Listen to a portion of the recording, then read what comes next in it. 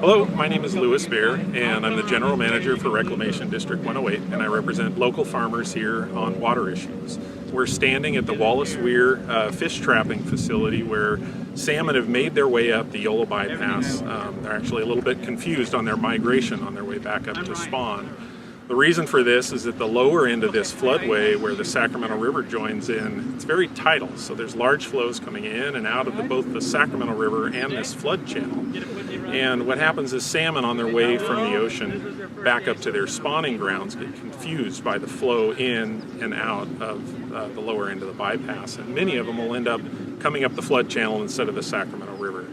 When they reach the upper end of this Yolo Bypass, there isn't a way for them to swim back up into the Sacramento River during low flood flows or where there isn't flood flows. And so the only water that's coming in is actually coming in from farm ground or the watershed on the west side of the Sacramento Valley.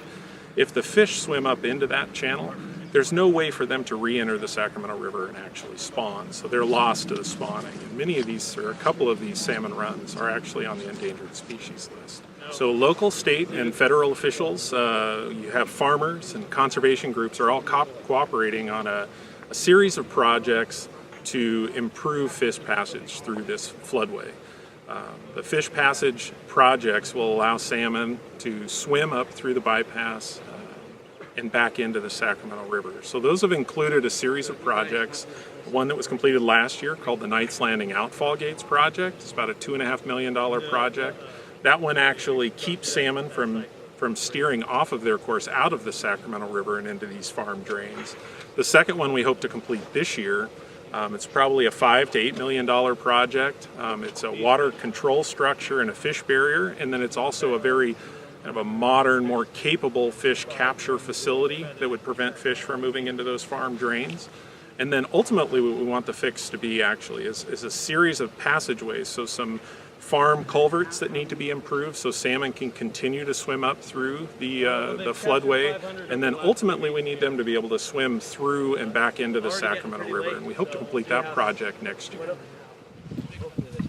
It's important to remember that anymore how we operate the Sacramento River and the water supply projects is largely tied to survival of salmon.